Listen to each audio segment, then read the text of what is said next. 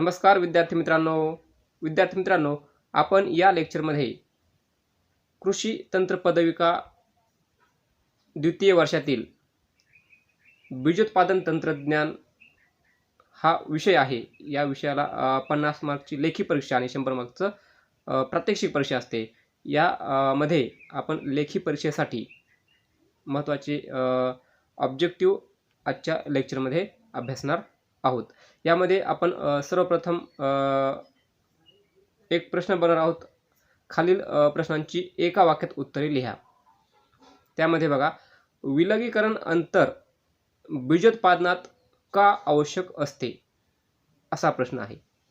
आपण बीजोत्पादन घेत असतो, त्या बीजोत्पादनामध्ये विलगीकरण अंतर का ठेवायचं, त्याचं काय महत्त्व आहे, तर ते का आवश्यक असतं। तर बघा, कशासाठी आवश्यक असतं, तर त्या पिकांच्या इतर जातीपासून परागीभवन होऊ नये म्हणून विलगीकरण अंतर आपल्याला बीजोत्पादनामध्ये आवश्यक असतं। जर आपण विलगीकरण अंतर ठेवलं नाही तर काय होईल, तिथं बियाणं हे शुद्ध राहणार नाही, त्यामध्ये भौतिक शुद्धता आढळून येईल, त्याचबरोबर अनुवांशिक अशुद्धता आढळून येईल। ओके, आपलं जे बियाणं आहे ते बियाणं भौतिकदृष्ट्या शुद्ध राहणार नाही। पुढील प्रश्न आहे, पायाभूत बीजोत्पादनासाठी कोणते बियाणे वापरले जाते। पायाभूत बीजोत्पादनासाठी कोणते बियाणे स्त्रोत म्हणून वापरले जाते, तर पायाभूत बीजोत्पादनासाठी मूलभूत बियाणे स्त्रोत म्हणून वापरले जाते। यानंतर बघूयात पुढील प्रश्न,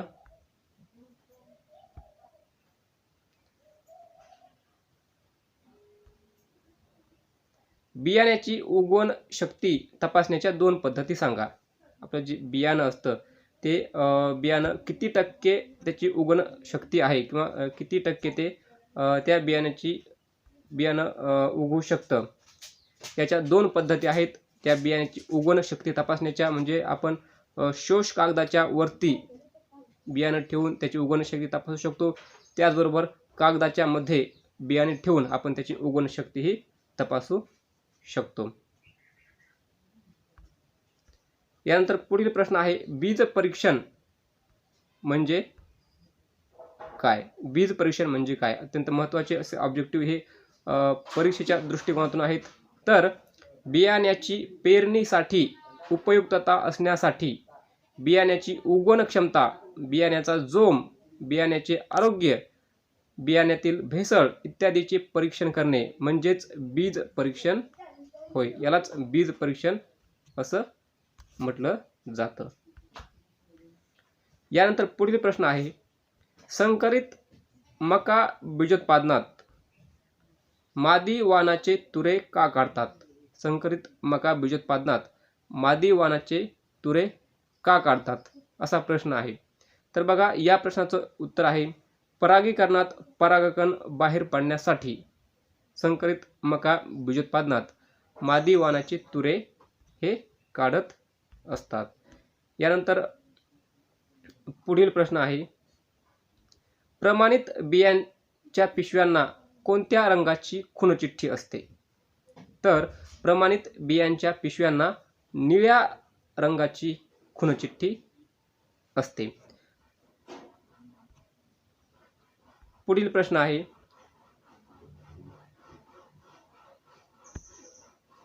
ज्वारी पिकाच्या संकरित वाणाची आपल्याला नावे सांगायची आहेत। ज्वारी या पिकाची वेगवेगळी संकरित वाण कोणकोणते आहेत सुधारित, त्यामध्ये बघा CSH 13R, CSH 15R असे बरेच वाण ज्वारी या पिकाचे संकरित वाण आहेत। यानंतर पुढील प्रश्न आहे, भुईमूग या पिकाशी संबंधित आहे। भुईमूग पिकाच्या सत्यप्रत बियाण्याची उगवण शक्ती किती टक्के असावी। भुईमूग पिकाच्या सत्यप्रत बियाण्याची उगवण शक्ती ही किती टक्के असावी, तर 96% इतकी उगवण शक्ती ही सत्यप्रत बियाण्याची असावी भुईमूग या पिकाच्या। बघा, पुढील प्रश्न आहे, ऊस या पिकाशी संबंधित, ऊस लागवडीसाठी 2 डोळ्याच्या एकूण किती टिपऱ्या लागतात। तर ऊस लागवडीसाठी 2 डोळ्याच्या एकूण हेक्टरी 25,000 एवढ्या टिपऱ्या लागत असतात. पुढील प्रश्न आहे, गहू पिकावरील प्रमुख रोगांची नावे सांगा. गहू या पिकावर कोणकोणते प्रमुख रोग पडतात? त्यामध्ये तांबेरा आहे, करपा आहे, काजळी आहे. हे अत्यंत प्रमुख रोग गहू या पिकावर पडत असतात. यानंतर पुढील प्रश्न आहे, प्रयोगशाळेत उगवण क्षमता तपासण्यासाठी कोणते उपकरण वापरतात? तर प्रयोगशाळेत बियाण्याची उगवण क्षमता तपासण्यासाठी उगवण कक्ष म्हणजेच जर्मिनेटर हे उपकरण वापरतात. यावरून आपण बियाण्याची उगवण क्षमता किती आहे हे तपासू शकतो. पुढील प्रश्न आहे, नांदेड 44 हा जो कापसाचा वाण आहे, या संकरित कापूस बीजोत्पादनात कोणते नर व मादी वाण वापरले आहेत? संकरित बीजोत्पादन म्हटलं की त्यामध्ये नर आणि मादी वाणाचा समावेश होतो. तर यामध्ये बघा, नांदेड 44 मध्ये नर वाण वापरला आहे AC 738 आणि मादी वाण वापरला आहे BN1. यानंतर पुढील प्रश्न आहे, भुईमूग पिकासाठी विलगीकरण अंतर किती मीटर असावे? तर भुईमूग या पिकासाठी विलगीकरण अंतर हे 3 मीटर ठेवावे, जेणेकरून त्याची अनुवांशिक आणि भौतिक शुद्धता ही राखली जाईल. पुढील प्रश्न आहे, ज्वारीच्या बीजोत्पादनासाठी विलगीकरण अंतर किती मीटर असावे? बघा, यामध्ये विलगीकरण अंतर असताना ज्वारीचे दुसरे पीक आपल्या प्लॉटपासून 200 मीटर अंतरावर असावं, त्याच्या आत असू नये. जॉन्सन गवत 400 मीटरच्या आत असू नये. त्याच जातीचे पीक 200 मीटरच्या आत असू नये. आता पुढील प्रश्न आहे, मूलभूत बियाण्यांच्या पिशव्यांना कोणत्या रंगाची खूणचिठ्ठी असते? तर मूलभूत बियाण्यांच्या पिशव्यांना ही पिवळ्या रंगाची खूणचिठ्ठी असते. पुढील प्रश्न आहे, बियाणे कायदा केव्हा सुरू करण्यात आला? तर बियाणे कायदा 1 ऑक्टोबर 1969 रोजी सुरू करण्यात आला. पुढील प्रश्न आहे, बियाणे सुप्तावस्था म्हणजे काय? काही बियाणं सुप्तावस्थेमध्ये असतं पेरणीसाठी. आपण जरी पेरलं तर ते उगवत नाही, त्याची काहीतरी सुप्तावस्था कालावधी असतो. मग हा सुप्तावस्था कालावधी म्हणजे काय किंवा सुप्तावस्था म्हणजे काय? तर बघा, बियाण्याला इतर सर्व गोष्टी अनुकूल असताना देखील बियाणे काही काळासाठी न उगवणे यालाच बियाण्याची सुप्तावस्था असे म्हणतात. म्हणजे त्याला पाणी, हवा, जमीन या सर्व गोष्टी अवेलेबल असताना सुद्धा बियाणं न उगवणे याला बियाण्याची सुप्तावस्था असं म्हटलं जातं. मिरचीच्या प्रमाणित बीजोत्पादनासाठी विलगीकरण अंतर किती ठेवावं? तर मिरचीच्या प्रमाणित बीजोत्पादनासाठी विलगीकरण अंतर हे 400 मीटर ठेवणं गरजेचं आहे. पुढील प्रश्न आहे, बीजोत्पादन म्हणजे काय? बघा विद्यार्थी मित्रांनो, बीजोत्पादन म्हणजे अत्यंत महत्त्वाचा असा हा प्रश्न आहे. बीजोत्पादन हे आपलं शुद्ध आणि चांगल्या प्रतीचं असणं गरजेचं आहे. म्हणजे आपला वाण जेवढा चांगला असेल तेवढं आपलं उत्पादन हे जास्त मिळतं. तर बघा, बीजोत्पादन म्हणजे काय? सुधारित अथवा संकरित वाणांचे शुद्ध दर्जेदार चांगल्या प्रतीच्या बियाण्याचे बीज प्रमाणीकरण यंत्रणेने ठरवून दिलेल्या प्रमाणकाप्रमाणे उत्पादन घेणे म्हणजे बीजोत्पादन होय. आता बीजोत्पादन म्हणजे काय? तर एकतर सुधारित किंवा संकरित वाणाचं आपल्याला चांगल्या दर्जाचं आपल्याला बीजोत्पादन घ्यायचं आहे. मग हे बीजोत्पादन घेत असताना जी काही बीज प्रमाणीकरण यंत्रणा असते, त्या बीज प्रमाणीकरण यंत्रणेचे काही प्रमाणके असतात.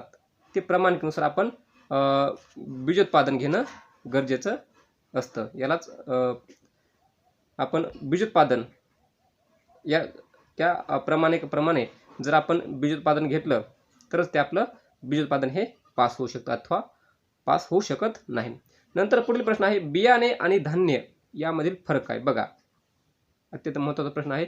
तर बियाणं काय असतं? तर बियाणे शुद्ध आणि उगवणक्षम असते, तर धान्य शुद्ध आणि उगवणक्षम असतेच असे नाही. आपण जे डेली आपल्या आहारात खातो त्याला धान्य असे म्हणतात. आणि बियाणं हे कसं असतं? आपण स्पेशल खास करून आपण ते काढून ठेवतो. आपल्या शेतामधील जर आपल्या पुढील वर्षी तर तेच बियाणं वापरायचं असेल तर आपण ते चांगलं बियाणं योग्य प्रकारे ठेवून देतो त्याच्यामध्ये कीड आणि रोगांचा प्रादुर्भाव हा नसतो. तर हे बियाणं शुद्ध आणि उगवणक्षम असतं, तर धान्य हे शुद्ध आणि उगवणक्षम असते असंच नाही. हा फरक यामध्ये आपला सांगता येईल.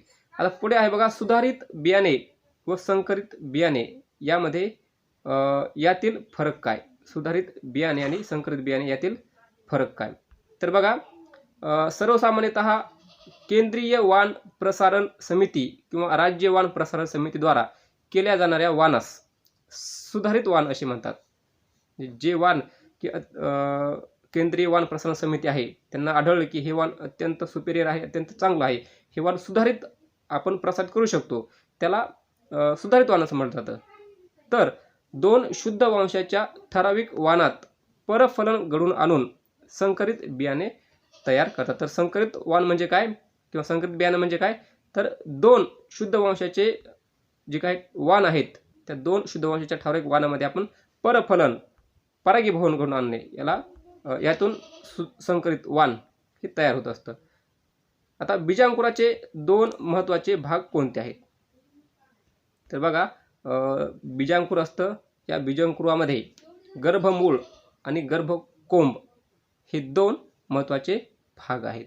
नंतर बघा, पायाभूत बियाण्याच्या पिशवीला कोणत्या रंगाची खुणचिठ्ठी असते?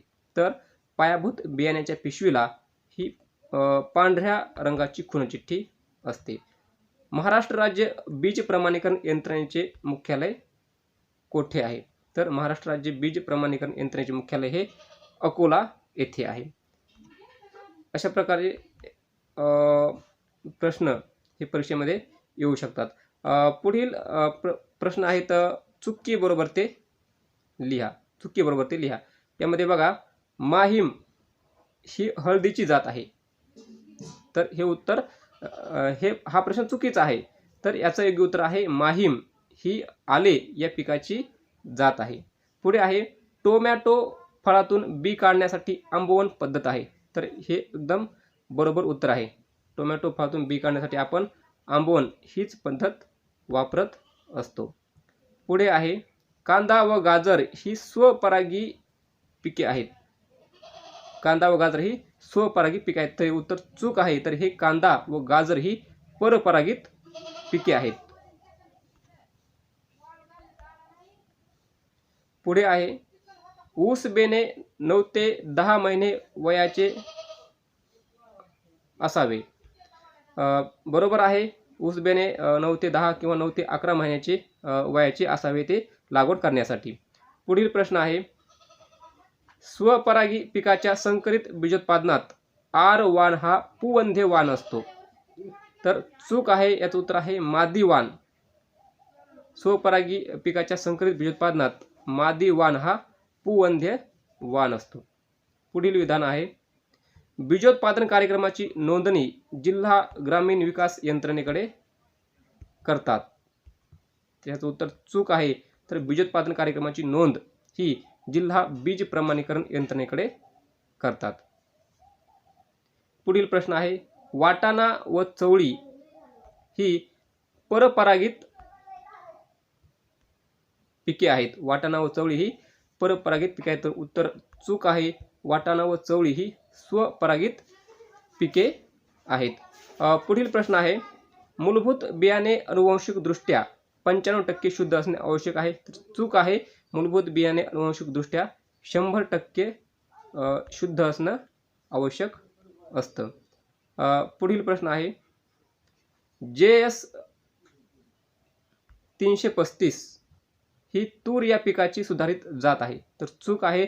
JS 335 ही सोयाबीन या पिकाची सुधारित जात आहे. परभणी मोती हा खरीप ज्वारीचा संकरित वाण आहे. तर चूक आहे. परभणी मोती हा रब्बी ज्वारीचा सुधारित वाण आहे. पुढील प्रश्न बघूयात, मांजरी गोटा ही वांग्याची जात आहे. मांजरी गोटा ही वांग्याची जात आहे. तर उत्तर बरोबर आहे. पैदासकार बियाण्यास पांढरा टॅग लावतात. चूक आहे. पैदासकार बियाण्यास पिवळा टॅग लावतात. पुढील प्रश्न आहे, ऊस बेणे 15 ते 18 महिने वयाचे असावे. तर चूक आहे. ऊस बेणे हे 9 ते 11 महिने वयाचे असावे. कांद्याचे बीजोत्पादन 3 टप्प्यात करतात. चूक आहे. कांद्याचे बीजोत्पादन हे 2 टप्प्यात करतात. कुफरी ज्योती ही जात मिरची या पिकाची आहे. तर चूक आहे. कुफरी ज्योती ही जात बटाटा या पिकाची आहे. पुढील प्रश्न आहे, सत्यप्रत बियाण्यांच्या पिशव्यांना हिरव्या रंगाची खूणचिठ्ठी असते. तर बरोबर आहे. सत्यप्रत बियाण्यांच्या पिशव्यांना हिरव्या रंगाची खूणचिठ्ठी असते. संकरित कापूस बीजोत्पादनात मादी वाणातील कळ्या सोलतात. बरोबर आहे. संकरित कापूस बीजोत्पादनात मादी वाणातीलच कळ्या सोलत असतात. ज्वारी पिकाची पेरणी 2-4 पद्धतीने करतात. बरोबर आहे. ज्वारी पिकाची पेरणी ही 2-4 पद्धतीनेच करत असतात. म्हणजे नरवाण आणि मादी वाणाचं प्रमाण हे 2-4 असावं. शर्करा कंदापासून गुळ निर्मिती करतात. असं पुढचं विधान आहे. शर्करी कंदापासून गुळ निर्मिती करतात. चूक आहे. शर्करा कंदापासून साखर निर्मिती करत असतात. पुढील विधान आहे, संकरित कापूस बीजोत्पादनात नांदेड 44 चा नरवाण AC 738 व मादीवाण BN 1 वापरतात. उत्तर एकदम बरोबर आहे. तर संकरित कापूस बीजोत्पादनात नरवाण म्हणून AC 738 आणि मादीवाण म्हणून BN 1 वापरतात. पुढील विधान आहे, लसूण घास हे चारा पीक आहे. बरोबर आहे. लसूण घास हे चारा पीक आहे. भुईमूग पिकात सर्व बीजोत्पादन टप्प्यात विलगीकरण अंतर 5 मीटर ठेवतात. चूक आहे. भुईमूग पिकात सर्व बीजोत्पादन टप्प्यात विलगीकरण अंतर हे 3 मीटर एवढं ठेवतात. सूर्यफूल बियाण्याची उगवण शक्ती किमान 60% असू लागते. चूक आहे. सूर्यफूल बियाण्याची उगवण शक्ती ही किमान 70% असणं गरजेचं आहे. पुढील प्रश्न आहे, गाजराच्या प्रमाणित बियाण्यात दुसऱ्या पिकाचे बियाणे जास्तीत जास्त 10% असावे. तर चूक आहे. गाजराच्या प्रमाणित बियाण्यात दुसऱ्या पिकाचे बियाणे जास्तीत जास्त 0.10% असावे. पुढील आणि शेवटचा विधान आहे, प्रमाणित बियाण्यासाठी पायाभूत बियाणे वापरतात. तर एकदम उत्तर बरोबर आहे. प्रमाणित बियाण्यासाठी पायाभूत बियाणेच वापरत असतात. तर अशा प्रकारे विद्यार्थी मित्रांनो, हे अत्यंत महत्त्वाचे असे ऑब्जेक्टिव्ह बीजोत्पादन तंत्रज्ञान या विषयाच्या दृष्टिकोनातून आज आपण अभ्यासले आहेत. Okay, do you understand? समजतंय?